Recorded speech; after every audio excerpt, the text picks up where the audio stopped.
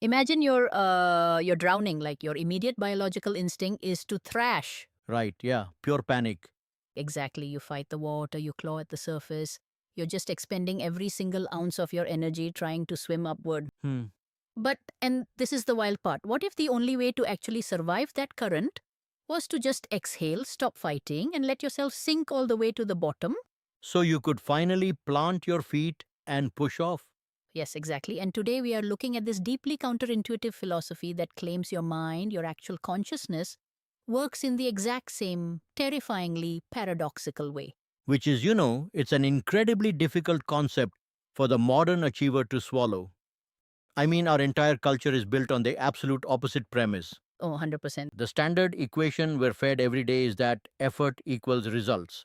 If you want a better career, well, you grind harder, Oh, yeah, put in the hours. right?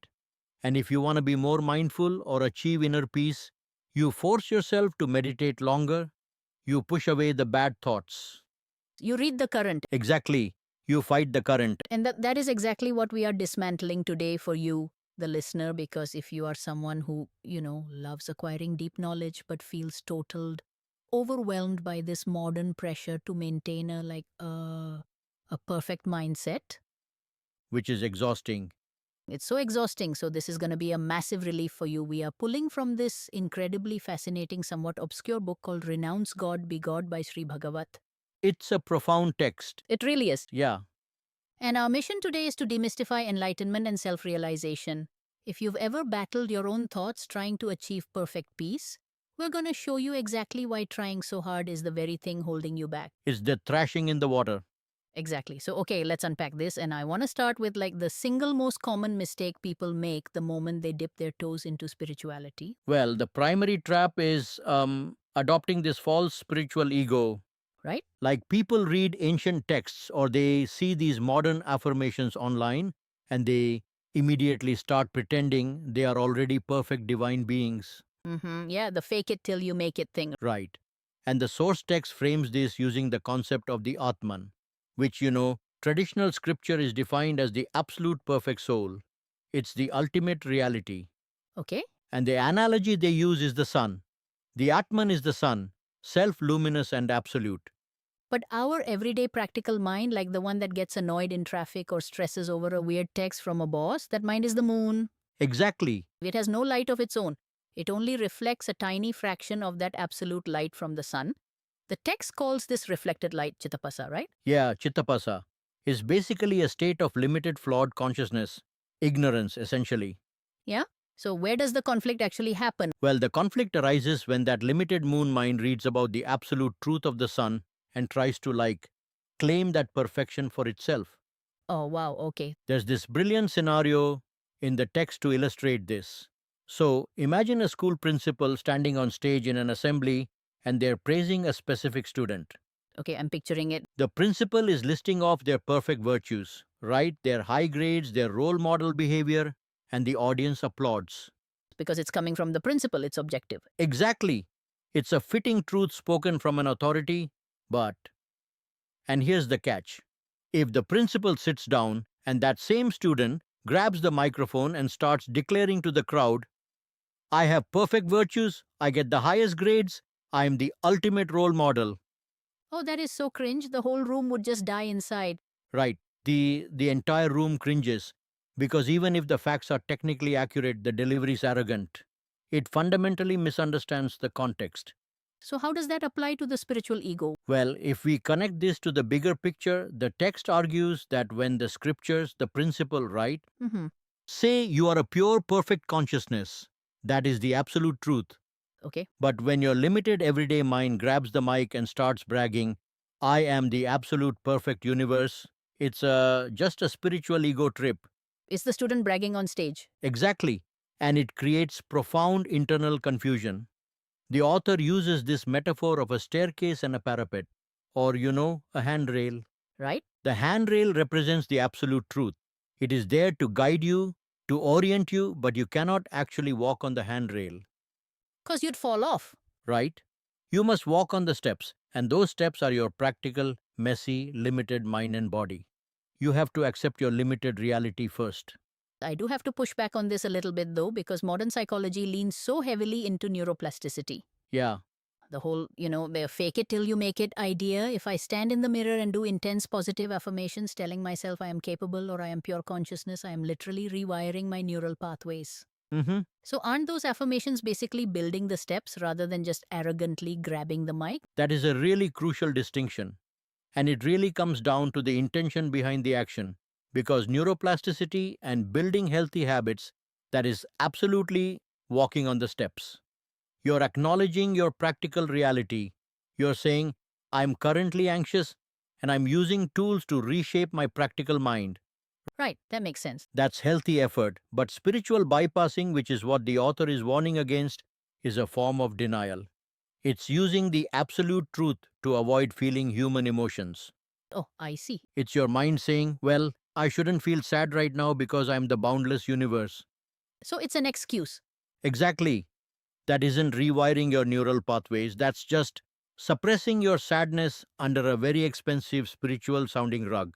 Yeah. You're trying to walk on the handrail to avoid the dirty steps. Wow, yeah, that makes a lot of sense. You're basically using the ultimate truth as an escape hatch from your practical reality.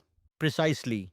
So, okay, if claiming to be this divine perfect soul isn't the method, well, what exactly are we even aiming for? Like, if we aren't chasing this massive euphoric payoff, what is the point of walking this path at all? Well, we have to completely dismantle the myth of everlasting bliss. Which is what everyone wants. Right, of course. The expectation most seekers have is that self realization or enlightenment is this perpetual state of mind blowing joy. Like a fireworks show that just never ends. Exactly, but the author completely shatters this and he uses the analogy of the tongue. Think about the physical tongue in your mouth right now. Okay? It has the capacity to taste extreme sweetness, bitterness, sourness, saltiness. But what is the tongue's original baseline taste when it's just resting, when there's no food in your mouth? It's just tasteless. Like there's a sensitivity there, sure, a readiness to taste it, but the baseline itself is completely neutral. Right. Now apply that to the mind. We experience joy, sorrow, anger, peace, but the base state of the mind, the pure consciousness that allows those feelings to happen at all, is completely ordinary. It has no feeling of its own. Exactly. Enlightenment isn't a state of explosive joy. It is simply returning to the mind's base, tasteless state. It's so wildly ordinary that it almost feels disappointing. I mean, we're all expecting this massive spiritual feast, and we end up literally starving ourselves for an illusion. We really do. It actually makes me think of that folk story the author shares, the one about the newlywed man visiting his in laws. Oh, the Upavasam story, yes. Yeah, this is so funny. So he asks his mother in law what's for dinner, and she tells him that because it's an auspicious day, the family is having Upavasam. Now, Upavasam translates to fasting, The family isn't eating at all. right? But the son in law doesn't know that. He assumes Upavasam is the name of some exotic royal delicacy, so he turns down all the normal decent snacks they offer him throughout the evening, proudly declaring he is saving his appetite for the Upavasam. He's totally rejecting a perfectly good reality for a fantasy. Exactly. So by midnight, everyone is asleep and he is starving. He sneaks into the pitch black kitchen, finds this heavy mortar where they had ground some seeds earlier, and he is so desperate, he shoves his head into it, trying to lick up the crumbs. And he gets stuck. He gets his head stuck in the bowl. And here's where it gets really interesting for you, the listener. We are all that son in law. We really are. We reject the ordinary, decent moments of our lives, that tasteless baseline, because we are looking for some mythical, euphoric super meal of spiritual bliss. We don't realize the actual goal is just learning to be totally fine with an empty stomach. That's a perfect way to put it. The ego wants to be an emperor on a throne, right? It wants an experience it can brag about, but true liberation is more like the old servant sweeping the courtyard. It's just totally ordinary. And At present, doing its thing completely unnoticed. Real liberation is so incredibly ordinary that if most spiritual seekers caught a glimpse of it, they'd run away in disappointment. because it doesn't feed the ego, It gives the ego absolutely nothing to feed on. wow, this idea of the tasteless baseline, it takes a lot of the pressure off. Like, I don't have to be overwhelmingly happy all the time. But let's ground this in reality for a second, because my mind is rarely sitting in quiet, tasteless silence. If I get an infuriating email from my boss, or if I just, read the news and feel a surge of existential dread, My brain is actively tasting extreme bitterness. Sure, the intense flavors. Yeah. So, how does this philosophy handle those intense, intrusive thoughts and emotions that are constantly pulling us away from the baseline? Well, the psychological insight here is really profound. The author argues that thoughts and feelings happen entirely autonomously. Autonomously, like, I'm not doing it. Exactly, you don't choose them. They bubble up from the subconscious based on this complex web of external triggers, your genetic predispositions, past conditioning. You do not consciously choose to generate a thought of anxiety. It just appears. The text uses the analogy of lightning and thunder to explain the timeline of an emotion. Okay, so the lightning flashes in the sky and the thunder is the auditory echo that reaches you seconds later. Exactly. Our thoughts are the lightning, the physical sensation, the hot flush of anger in your face, the tight grip of anxiety in your chest, the cortisol spike, that is the thunder. Oh, wow. By the time you actually feel the emotion, by the time you hear the thunder, the original thought that triggered it is already dead and gone. It is a completed chemical reaction. So, trying to fight the feeling of anger is literally like shouting at the thunder to go back up into the clouds. Yes, it's completely futile. The author reinforces this with the analogy of striking a piano key. The sound of a struck note naturally fades in a fraction of a second. The only reason an emotion like anxiety or anger sustains itself all day is if you unconsciously keep repeatedly striking that key Wait, how am I striking the key? through resistance. You fight the emotion, you judge yourself for feeling it, you try to forcefully control it. That resistance is you pressing the key again and again. Oh man, it is the ultimate pop up ad scenario. How do you mean? It's like, when you're browsing the internet and you get a spam pop up, if you just leave it alone or let the browser naturally block it, you're fine, it closes. Right. But you get annoyed, so you click on the ad to aggressively try to close it to tell them to stop, and by engaging with it, you accidentally trigger 20 more tabs to open. Yes, Our minds are just opening anxiety tabs all day long because we refuse to leave the first one alone. that is a brilliant way to put it. When you engage with a pop up, when you try to control an autonomous emotion, you instantly create a duality within yourself. You basically split your mind into two warring factions. The two sides being what? Well, on one side, you have the observer. That's the part of you that thinks it should be in control. And on the other side, you have the observed, the messy, uncomfortable feeling of anger or fear itself. So you start this internal civil war. Exactly. And that civil war is the actual suffering. It's not the original anger that exhausts you, it is the immense cognitive load of the observer trying to wrestle that anger into submission. Just burning energy. Right, and the text emphasizes that the observer and the observed are an illusion. They're the exact same mind. The mind is trying to bite its own teeth. When you drop the effort to control, that duality just collapses. So, if fighting the mind is what sustains the suffering, the logical next question is kind of terrifying. Like, what happens if you just drop your weapons? What happens to your mind when you completely surrender and stop clicking the pop ups? Well, when you stop interfering, your waking reality begins to function dynamically, much like a dream. Like a dream. Yeah, think about how a dream unfolds when you're asleep. You don't consciously orchestrate the scenery, right? You don't write the dialogue. You don't expend effort to make the dream happen. It simply flows. You're just experiencing it. Exactly. There is no separation between the thinker and the action.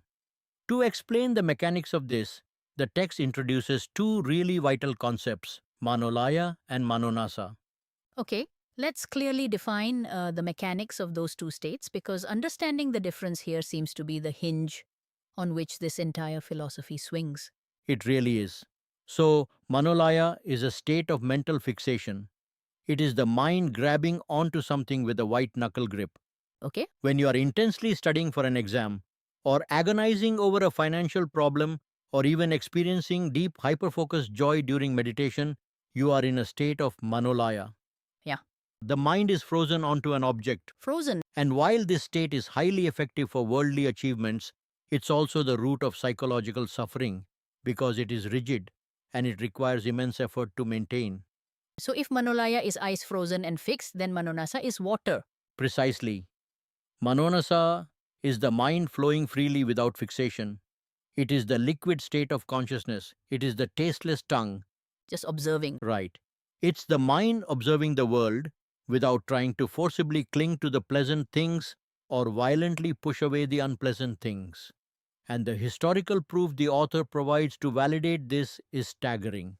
The examples are crazy, Yeah, the greatest spiritual figures did not achieve this flowing freedom of Manonasa by being incredibly disciplined meditators. right? They achieved it through catastrophic failure, like the text points to Buddha, Ramana Maharishi, and Sri Aurobindo. These are three of the most revered, towering figures in spiritual history, and the reality of their awakenings completely contradicts the whole modern narrative of effort equals enlightenment. Because history has heavily sanitized their struggles. I mean, look at Buddha. He didn't just sit under the Bodhi tree and peacefully transcend into light. No, he almost died. Right. Prior to that moment, he had engaged in the most extreme forms of asceticism. He starved himself.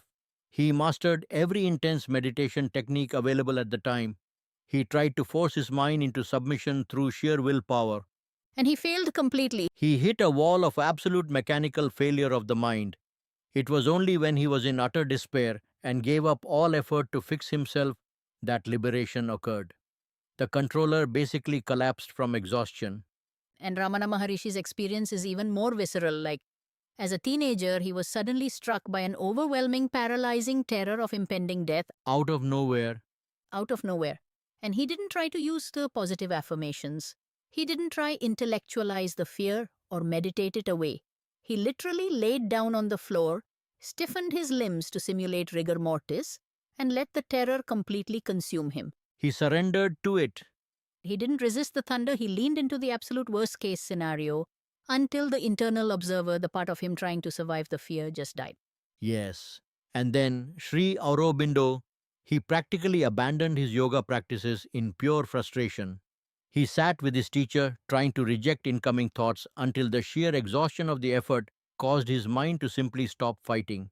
Wow. What these three narratives prove is the core mechanism of surrender. This raises an important question. Can the mind fix the mind? And the answer is no. You cannot use the mind to fix the mind. The trying to fix it is the problem. The very mechanism of trying to fix is the ego itself. Liberation is not an achievement, it is profound internal collapse. Okay, but this raises a massive red flag for the modern listener. Like for you listening to this right now, if total surrender and the absolute failure of effort is the answer, what does that mean for our actual lives? That's the big question. Right. Does this philosophy demand that we just float through life as passive observers? Do I just stop paying my mortgage, ignore my responsibilities, and let my career fall apart because my mind is a quote unquote flowing river? And that is the ultimate trap. It's where so many seekers actually ruin their lives. They mistake internal surrender for external apathy. Oh, okay. The author draws a hard, impenetrable line here. This philosophy of absolute effortlessness applies exclusively to your inner psychological world. Only the insight, the thoughts, the emotions, the internal weather. Exclusively. If you take this rule of doing nothing, sumityuru, as the text calls it, and apply it to the external practical world, it will lead directly to laziness, irresponsibility, poverty, and ruin. You can't just not show up to work. Exactly. You cannot tell your boss that you missed a deadline because you are practicing manonasa. In the worldly realm, your career, your relationships, survival ambition, extreme effort, taking responsibility, and manolaya, that mental fixation, are absolutely mandatory. You must strive. You must act. So we are literally playing two different games with two completely different rule books simultaneously. Yes. But how does that actually work in practice? How do I fiercely chase a promotion while internally surrendering? And It comes down to cognitive load and energy conservation. Think about how much mental caloric energy you burn every single day just suppressing your anxiety or fighting your imposter syndrome or trying to artificially manipulate your mood. so much energy. That internal civil war we discussed, it consumes a massive percentage of your daily bandwidth. It's exhausting. It's like driving down the highway with the emergency brake pulled all the way up, wondering why the engine is smoking and you can't get past 40 miles an hour. That's a great analogy. The brake is your resistance to your own feelings. Now, Imagine what happens when you drop the internal resistance. Say you wake up terrified of a big presentation. Instead of fighting the terror, you let it wash over you like a thunderstorm. You don't try to fix it. You let the thunder roar. Right. Suddenly, that massive amount of energy you used to spend fighting your own mind is entirely freed up. And where does it go? It goes outward. The text calls this flowing river Pravagun. When you stop policing your internal emotions, you have boundless, hyper focused energy to pour into the external spreadsheet or the marathon or the presentation itself. That is amazing. You don't have to fix the terror to be successful. You just let the internal weather happen while you build the external house. Yes, It is honestly so liberating. It's this beautiful duality. Reality is attained internally only when there is nothing left to attain, which then frees you to attain everything externally. it is the ultimate synthesis. The flowing internal river fuels the external engine. You stop trying to violently manipulate the piano keys of your emotions and you just let the music play, which allows you to actually focus on the performance of your life. Wow. Okay, as we wrap up this deep dive into Sri Bhagavan's incredibly counterintuitive framework, let's solidify what we've extracted today.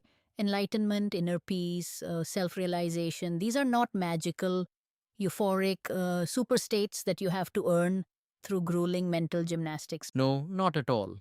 You do not have to pretend to be a perfect absolute universe while your everyday mind is struggling. You simply return to the ordinary, tasteless baseline of your mind. You allow the lightning to flash and you let the thunder echo without trying to aggressively shove it back up into the clouds. That profound flowing state of mind is accessible to you, the listener, the exact second you stop treating your autonomous emotions as enemies that need to be conquered. Just let the pop up ad close on its own. Exactly. Let your inner world flow like a river so your outer world can thrive. But as you transition back into the practical reality of your day, whether you're commuting, working, or just sitting at home, I want to leave you with one final, deeply provocative thought to chew on. If our inner turmoil is sustained entirely by our own resistance to it, by our ego repeatedly pressing down that emotional piano key, just to feel like it's in control, what part of your current identity is actually just a painful emotion that you are unconsciously holding on to? Mm-hmm. Simply because you are terrified of the ordinary tasteless silence that would follow if you finally let it go. Thank you.